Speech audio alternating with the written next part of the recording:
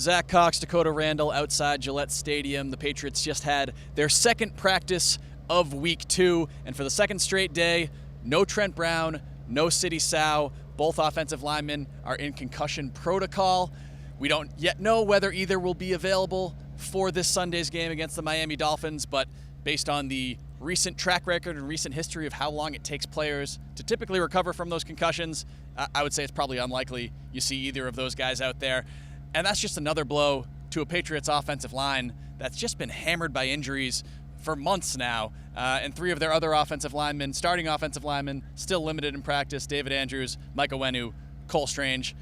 Really not a great spot to be in for the Patriots offensive line at the moment. Yeah, is it just me, or is it like always a fire drill on the Patriots offensive line? I mean, going back to Mac Jones' rookie season, remember that game in Houston where they started, like, I think it was like 3 or 4 reserves. You had Yanni Kajust at right tackle. You dealt with that throughout the season. We obviously had it last year a lot of times.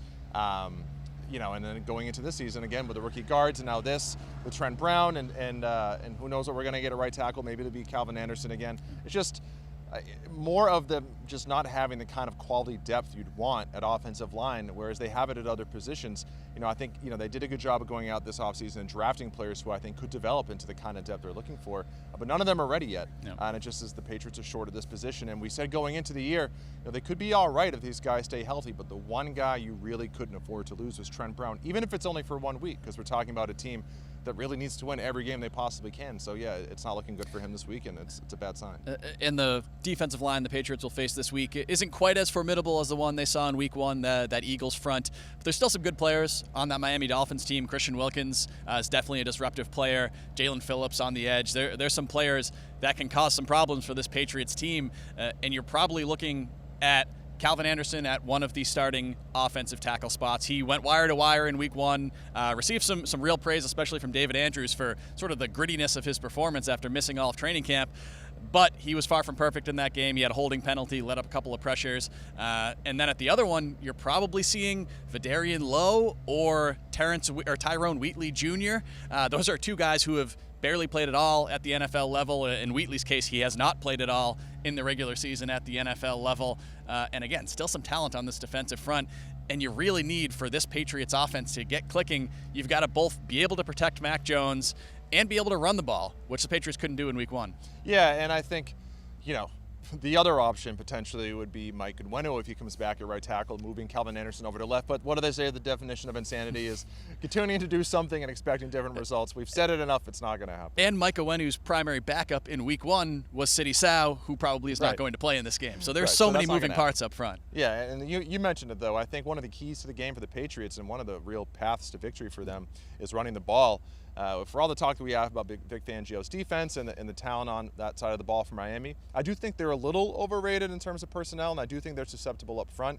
They just gave up 240-something rushing yards to the Los Angeles Chargers, and I think the Patriots have the running backs to duplicate that effort, but they need the offensive line and the run blocking, and so they might not have the personnel out there to do that, to either run the ball or protect Mac Jones, which, is disappointing because I think coming out of that Eagles game, you thought, I think the Patriots can beat the Dolphins. I was going to pick them. I still might pick them, but it becomes a lot tougher if they're short at offensive line and can't run the ball. Yeah, certainly a lot of respect around the league for Vic Fangio, the Dolphins' new defensive coordinator, but that was not an especially impressive defensive effort in week 1. 34 points allowed, as you mentioned, over 200 rushing yards. So there is a path for the Patriots to really exploit that group, but again, you got to get some of these pieces in there up front. One final note here.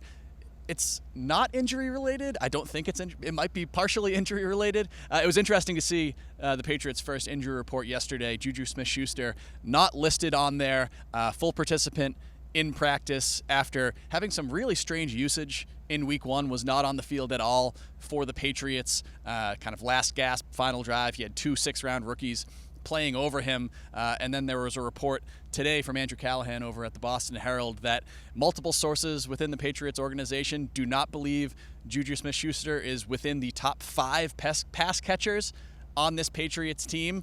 That's really not what you want to hear from a player that the Patriots signed to be an upgrade over Jacoby Myers, who right now would be their number 1 pass catcher. Who might right Maybe now number would 2 be behind Hunter Henry, but and who also 1. had 9 catches for 2 touchdowns, I think 80 yards for the Raiders in week 1. So really inauspicious start for Juju SmithSchuster. It seems like he may still be dealing with some after effects of that knee injury that's been talked about so much that he suffered in last year's AFC Championship game. But he's either still limited from that, or it's just a pure coach's decision.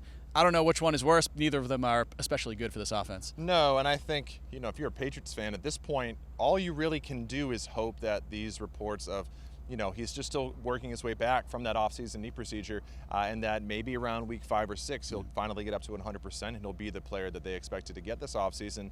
But until then, it's gonna probably be a waiting game because of this. I don't think, just judging by the way he looked in that game and reading all the tea leaves around this, I don't think this is going to change overnight. I mean, I think this could be how Juju Smith-Schuster